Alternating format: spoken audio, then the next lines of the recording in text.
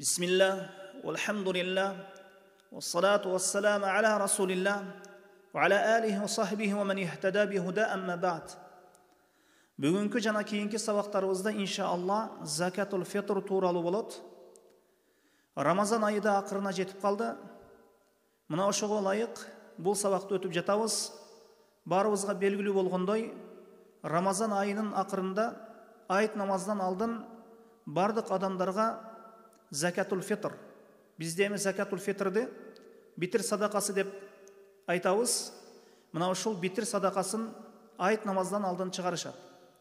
Ошондуктан буга муктаждык болгондугу үчүн битир садакасын өкүмдөрүн окуп үйрөнүүгө кириштик. Битир садакасына байланыштуу 13 маселени айтабыз. Биринчи маселе битир садакасынын өкүмү. Экинчи маселе битир садакасынын парыз болуу хикматы. Үчүнчү маселе битир садакасынын парыз болуу шарттары. Төртүнчү маселе кимдердин атынан битир садакасы берилет. Бешинчи маселе мәйиттин өлгөн адамдын атынан битир садака берсе болобу же жокпу? Алтынчы маселе битир садакасында ниеттин зарылдыгы. Жетинчи маселе битир садакасынын өлчөмү. Сегизинчи маселе битир садакасы кандай түрдөгү азык түлүктөрдөн берилет. Тогузунчу маселе битир садакасын акча менен берсе болобу? Дурусбу? Онунчу маселе битир садакасынын парыз болуу убакты. 11-ci mesele bitir sadakasını çıkarı vakti. 12-ci mesele bitir sadakası kimlerge verilet. 13-cü mesele bitir sadakasını berүүгө байланыштуу kebir meseleler. İnşallah mına ошол 13 meselege toktop ötöbüz.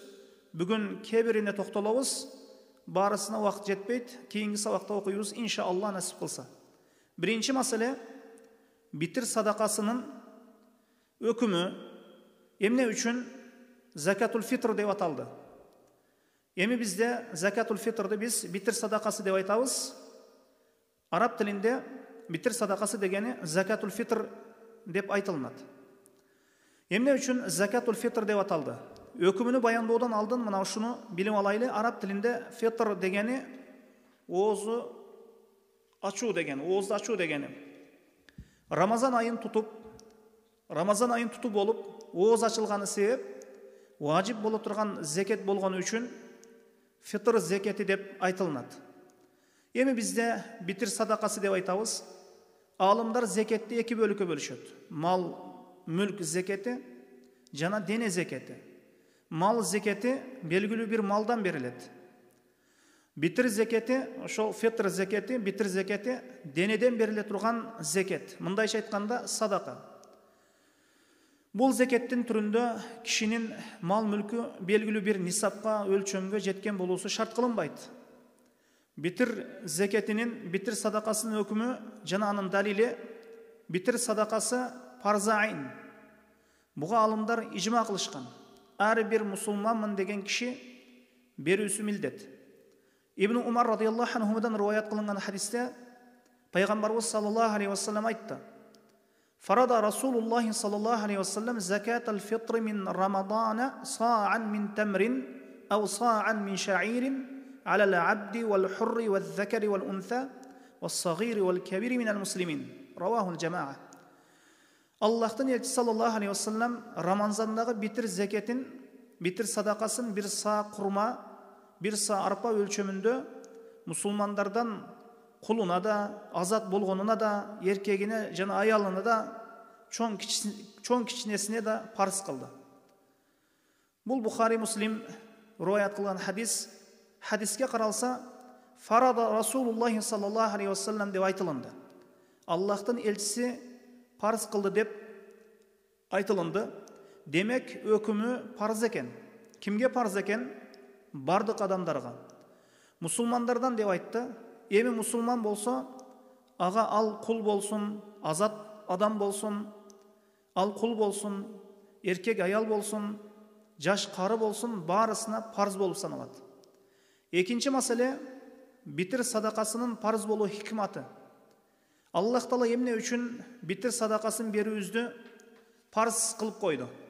Bunun bir kança hikmatı var, bir kança sebebi var. Birinci hikmatı orozo tutuuchunun orozosunda болгон кемчиликтерди толтурат. Мына ушул айып кемчиликтерден орозо туткан кишини тазалоо үчүн Аллах Таала бизге битир садакасын парыз кылып койду. Аллах Таала муну Куранда парыз кылбаган болсо да, пайгамбарыбыз саллаллаху алейхи вассалам парыз кылды. Пайгамбарыбыз саллаллаху алейхи вассаламдын парыз кылганы Аллахтын өкүмү болуп саналат. Алымдар айтышат, битир садакасы орозо туткан адам үчүн намазында ката кылган киши сыяктуу. Намазында катасы үчүн кылынган сажда сахванын ордуна окшош. Сажда сахвага окшош. Киши сажда сахв менен намаздагы катачылыктарын кетирген ката кемчиликтерин толтурат. Кудум ушундай эле киши битир садака менен киши орозосундагы кемчиликтерди ошол толтурат. Экинчи бир хикматы кедейлерди айт күнү муктажсыз кылуу.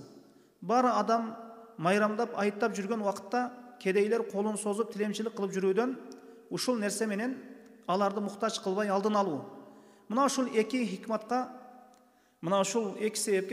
хикматка хадисте ишара кылынган. Мына ушул хадисте Ибн Аббас радияллаху анхудан келген хадисте жакшы бир көрсөтмө бар. Мына ушул хадисте айтылат: "Фарада Расулуллах саллаллаху алейхи вассалам закатал фитри тухратан лис-саими минал лагви вар-рафати ва ту'матан лил-масакин." Аллахтын элчиси саллаллаху алейхи вассалам битир садакасын парыз кылды. Эмне үчүн?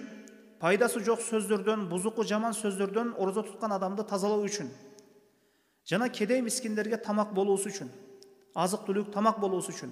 Бул хадисти имам Абу Дауд сунанында риwayat кылган. Имам Навави рахимахулла бул хадисти хасан деп айткан.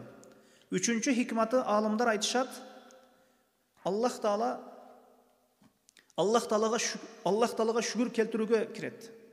Рамазан орозосун акырына чыгарганы үчүн, мына ушул ибадатты ошол акырына чыгарып толук аткаргандыгы үчүн шүгүр келтирүү максатта берилет дешет.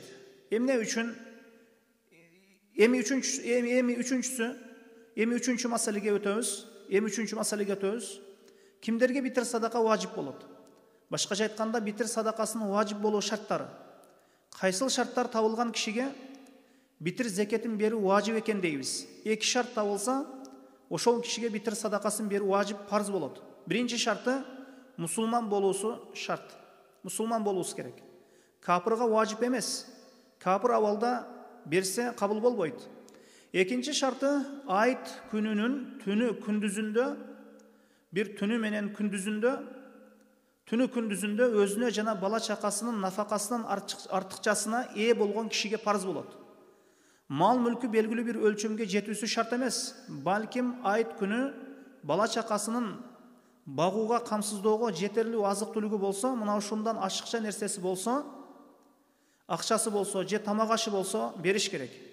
Акчасына азык түлүк сатып алып берүүбүз керек. Мына ушул эки шарт табылса берилүүбүз керек. Эми бирөө айтса, бир күндүк гана тамагы бар кедей бул зекет алууга, битир садакасын алууга муктаж го деп айтуусу мүмкүн. Туура, битир садакасын алууга муктаж, бирок колуна битир садакасы тийип калса, эми мындай киши битир зекетин, ошол битир садакасын алса боло берет. Анан бир күндүк тамак ашка ээ болгон үчүн өзү да берүүсү керек болот. Бир убакыттын өзүндө киши битир садакасын алып, битир садакасын берүүсү мүмкүн. Кала берсе, алымдар айтат, алган битир садакасынан башка бирөөгө берсе боло берет дешет. Битир садакасын кошунасынан алды, кошунасы берди, анан кийин өзү битир садакасын алуусу менен бир күндүк нафакасынан артып калганы үчүн ошол алган битиринен битир садакасынан берсе боло берет. Мына ушул эки шарт табылбай калса, бир күндүз түнгө жете турган тамак ашы болбосо, андай кишиге битир садакасын берүү важип эмес. Wallahu alam. Sallallahu ala Muhammadin wa alihi wa sahbihi wa sallam.